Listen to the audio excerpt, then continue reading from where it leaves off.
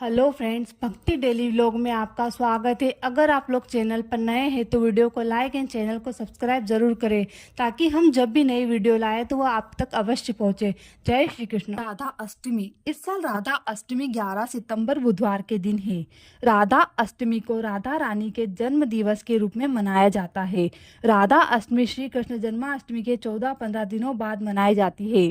पौराणिक मान्यताओं के अनुसार राधा जी कृष्ण जी की प्रेयसी है। ऐसे में श्री कृष्ण के भक्त राधा जी का जन्म दिवस भी उतने ही श्रद्धा भाव और आस्था के साथ मनाते हैं। राधा अष्टमी के दिन राधा कृष्ण के मंदिरों में राधा कृष्ण की विधि विधान के साथ पूजा की जाती है। राधा अष्टमी व्रत में पूजन का शुभ मुहूर्त। अगर आप राधा अष्टमी का व्रत रख रहे हैं तो आपको 11:03 से दोपहर 1:32 तक राधा अष्टमी की पूजा कर सकते हैं। यह मुहूर्त राधा अष्टमी व्रत के पूजन के लिए शुभ है। राधा अष्टमी की विशेष पूजा में राधा अष्टमी व्रत कथा का पाठ करना चाहिए। राधा अष्टमी का महत्व। कथा। राधा अष्टमी का व्रत करने से राधा जी के साथ श्री कृष्ण जी की कृपा भी मिलती है। पौराणिक कहानियों में राधा जी को देवी लक्ष्मी का अवतार माना जाता है। वहीं राधा जी को प्रेम की अवतार मानकर उन्हें प्रकृति देवी भी कहा जाता है।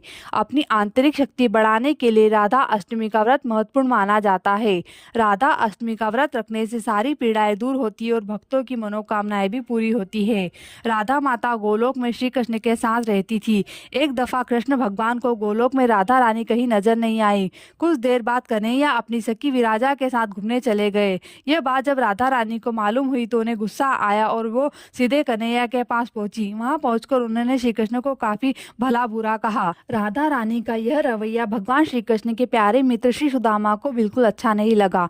श्री सुदामा ने उसी वक्त बिना कुछ सोचे समझे राधा रानी को पृथ्वी पर जन्म लेने का श्राप दिया। राधा को इतना गुस्से में देखकर कृष्ण भगवान की सखी विराजा भी नदी के रूप में वहां से चली गई। राधा ने श्री दामा से श्राप पाने के बाद उन्हें राक्षस कुल में पैदा होने का श्राप दिया। राधा जी द्वारा दिए गए श्राप की वजह से ही श्री दामा का जन्म शंखचूंड दानव के रूप में हुआ। आगे चलकर वही दानव भगवान विष्णु का परम भक्त बना। दूसरी तरफ राधा रानी पृथ्वी पर वृषभानु के घर पुत्री के रूप में जन्म लिया।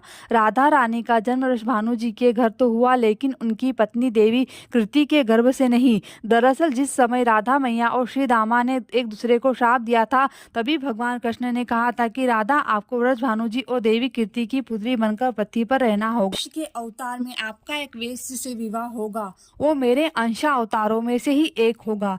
इस तरह आप पृथ्वी पर भी मेरी ही बनकर रहेंगी, परंतु हम दोनों को बिछड़ने का दुख सहना होगा। ये बात कृष्ण भगवान ने राधा जी को मनुष्य योनि के रूप में जन्म लेने की तैयारी करने को कहा। संसार के सामने वृषभानु जी की पत्नी गर्भवती हुई। जिस तरह एक बच्चा दुनिया में आता है ठीक वैसे ही देवी कीर्ति का भी प्रसव हुआ। लेकिन असल में राधा माता का जन्म देवी कीर्ति के गर्भ से नहीं हुआ था। भगवान की माया से उनके गर्भ में वायु भर गई थी।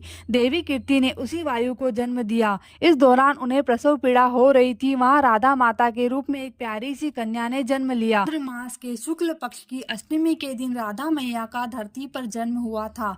तभी से हर साल इस दिन को राधा अष्टमी के रूप में मनाया जाता है। राधे कृष्ण।